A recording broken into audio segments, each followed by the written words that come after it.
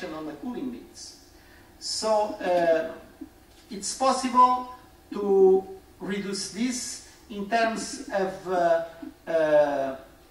relative importance of the different power range. We see here that the low, medium and high range, the relative influence. In terms of cost, we see that because of the number of units sold, the range within the data servers from $3,000 to $6,000 is the most important, because the sheer number of units sold.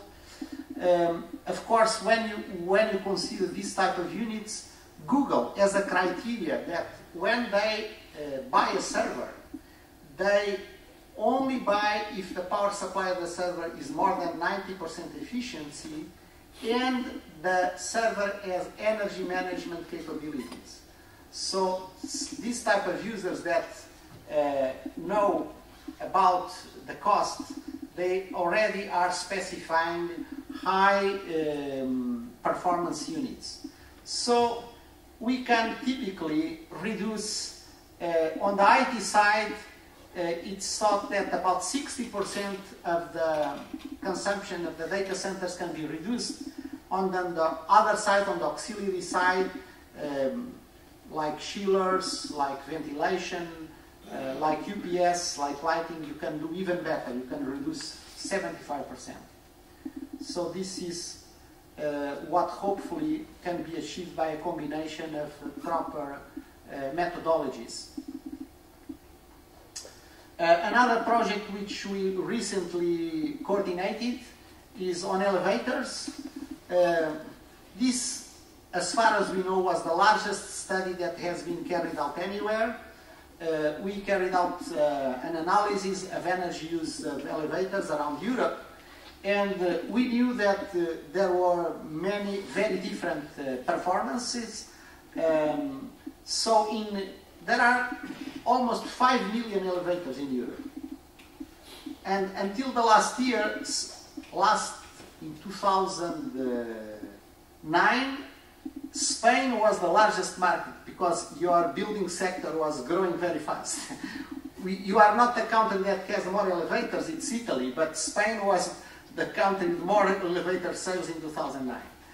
In any way, residential sector and tertiary sector. Residential sector, elevators are not very important because the number of trips per year is small, well below 100,000. In tertiary sector buildings like universities, hotels, hospitals, you can have 3,000, 500,000 trips per year. So the energy consumption in tertiary sector is much more important. And in terms of technologies, you have essentially 3 technologies. Hydraulic, which is the worst in terms of energy performance, and within electric, you have the direct drive unit, also called the gearless, and the units with gears, which are the most prevalent units.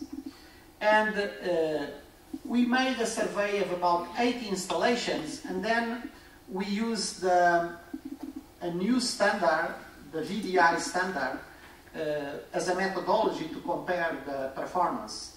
And to compare apples with apples, we had to normalize the consumption as a function of the travel distance and also as a function of the weight that you are transporting. And what you see here, when you normalize this performance, you get a huge difference. By far, hydraulic elevators are the worst. Then, in the middle, you have geared elevators, geared traction elevators. And the gearless direct drive are the best. And the difference between the worst and the best is something from like 1 to 20. So to do the same work, you use 20 times less. So even when you consider the most common elevator, which is a geared elevator with a direct drive unit, you can typically save between 60 and 80%. So there are, with elevators, very good opportunities for energy efficiency savings. Standby is also important. So lift manufacturers have not been worrying about standby. And what is standby? It's the lights of the cabin is the controls, the electronic controls, and some of elevators are a horror story. You see here that some elevators have a consumption of almost 500 watts continuous, and this is 24 hours per day, and there is no need for this. You can have much better performance. And even in a residential building, the elevator does not travel much, but standby, it's consuming all the time. So standby is something that needs to be addressed. This is an example of a direct drive unit. This unit, you have the motor is a disc motor with a high number of poles, with very powerful torque, so you don't need gearbox. So the motor is directly connected to the pulley. And this unit is also able to make regenerative braking, because about half of the times you need energy to move the elevator, another half of the time it's the opposite way. You can generate energy with the elevator. So it's in this example, for instance, when the elevator is coming down full of people, you can generate the energy. But not only that, if the elevator is going up empty, you can also generate energy, because the counterweight is sized to have the same weight of the cabin plus half of the passenger load. So half of the times you need work, the other half of the times you can produce work by moving the elevator.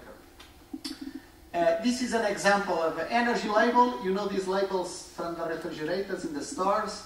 There is already an energy label for elevators that looks at specific energy consumption, that is the energy used per unit of mass and per unit of travel, and also has standby consumption, standby demand.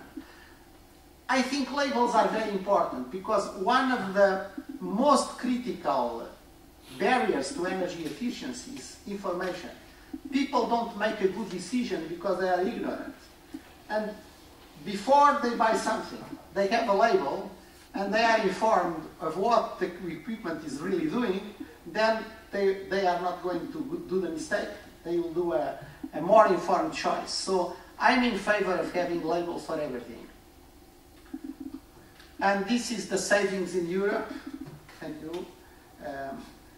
This is what you can save basically by using energy efficient elevators. You can save about 2/3 of the electricity that's presently used in elevators in Europe.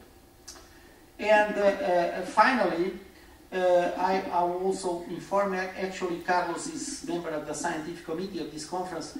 We are organizing in Lisbon an IEEE conference next October, dealing with energy efficient technologies and the integration of these technologies to ensure that you have good power quality to the consumers, because I suppose this is one of the objectives. You want to achieve minimum costs, you want to minimize environmental impact, but at the same time you want to keep good power quality in your installation. Thank you for your attention.